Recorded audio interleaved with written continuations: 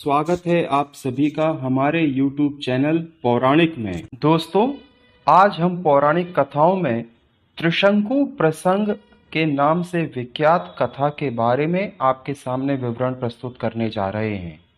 तो आइए जानते हैं दोस्तों, क्या है त्रिशंकु प्रसंग। दोस्तों, त्रिशंकु प्रसंग हिंदू पौराणिक कथाओं में एक प्रसिद्ध और रोचक कथा है जो रामायण एवं अन्य पुराणों में वर्णित है। यह प्रसंग ऋषि वशिष्ठ और विश्वामित्र के बीच वैचारिक टकराव, राजा त्रिशंकु की महत्वाकांक्षा और ऋषि विश्वामित्र की तपोबल की महिमा को दर्शाता है। दोस्तों, तो सबसे पहले त्रिशंकु प्रसंग में हम जानते हैं कि त्रिशंकु कौन थे।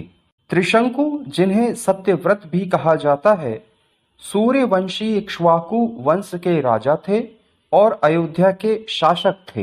वे अपने समय के एक शक्तिशाली राजा थे, लेकिन उनकी एक असामान्य इच्छा थी। राजा त्रिशंकु की तीव्र इच्छा थी कि वे अपने नश्वर शरीर के साथ स्वर्गलोक में प्रवेश करें, अर्थात मृत्यु के पहले ही वे स्वर्गलोक में जाना चाह रहे थे।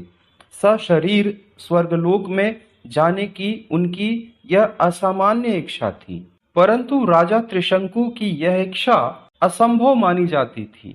क्यों? क्योंकि स्वर्ग केवल आत्मा के लिए था, न कि भौतिक शरीर के लिए।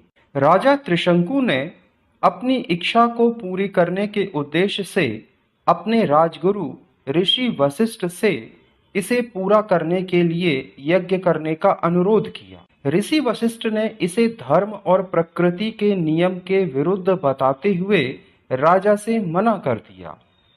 उन्होंने राजा त्रिशंकु को समझाया भी कि भौतिक शरीर के साथ स्वर्ग जाना संभव नहीं है। जब ऋषि वशिष्ठ ने राजा को मना कर दिया तो राजा ने ऋषि विश्वामित्र से मदद मांगी।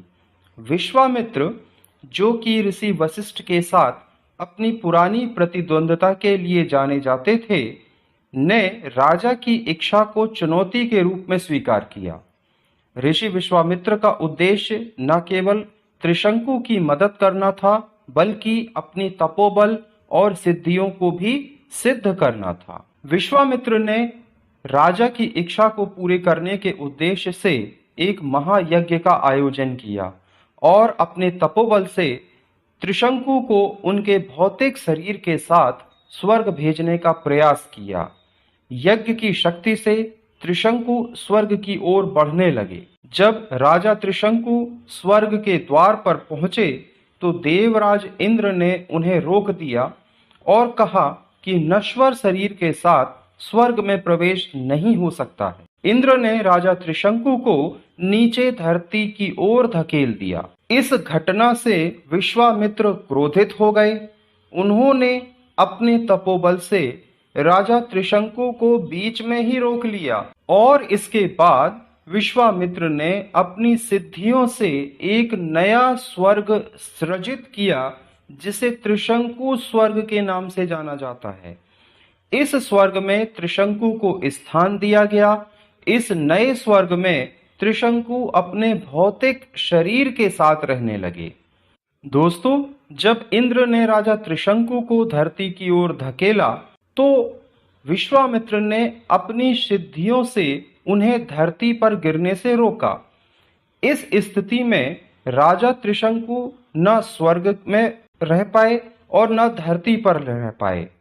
उनकी यह स्थिति त्रिशंकु स्वर्ग के रूप में प्रतीकात्मक है, जो अनिर्णय, बीच में अटकने या दो परस्पर विरोधी स्थितियों के बीच फंसने का प्रतीक बन गया। भारतीय संस्कृति में त्रिशंकु स्वर्ग एक मुहावरा बन गया, जिसका अर्थ है कि किसी व्यक्ति या स्थिति का ना तो इधर होना और ना ही उधर होना, अर्थात अनिर्णय की स्थिति में होना। दोस्तों, यह प्रसंग विश्वामित्र और ऋषि वशिष्ठ के बीच वैचारिक और आध्यात्मिक शक्ति के टकराव को भी दर्शाता है। जहां ऋषि वशिष्ठ ने धर्म और प्रकृति के नियम का पालन किया, वहीं विश्वामित्र ने अपने तपोबल से असंभव को संभव करने का प्रयास किया। दोस्तों, कुछ मान्यताओं के अनुसार त्रिशंकु को आकाश में त्रिशंकु नक्षत्र के रूप में भी देखा जाता है, जो विश्वामित्र द्वारा निर्मित स्वर्ग का प्रतीक माना जाता है। तो दोस्तों, यह था विवरण त्रिशंकु प्रसंग के संदर्भ में। त्रिशंकु प्रसंग न केवल एक पौराणिक कथा है, बल्कि यह मानवीय इच्छाओं, तप की शक्ति और धर्म के नियमों के बीच संतुलन को दर्शाता है। यह विश्वामित्र की दृढ़ता और ऋषि वशिष्ठ की धर्म निष्ठा दोनों को उजागर करता है। दोस्तों, त्रिशंकु प्रसंग का सबसे प्रामाणिक और विस्तृत वर्णन वाल्मीकि रामायण के बाल कांड में मिलता है। इसके अलावा विष्णु पुराण, भागवत पुराण आदि ग्रंथों में भी इस प्रसंग का उल्लेख मिलता है। तो दोस्तों, यह विवरण था त्रिशंकु प्रसंग के संदर्भ में।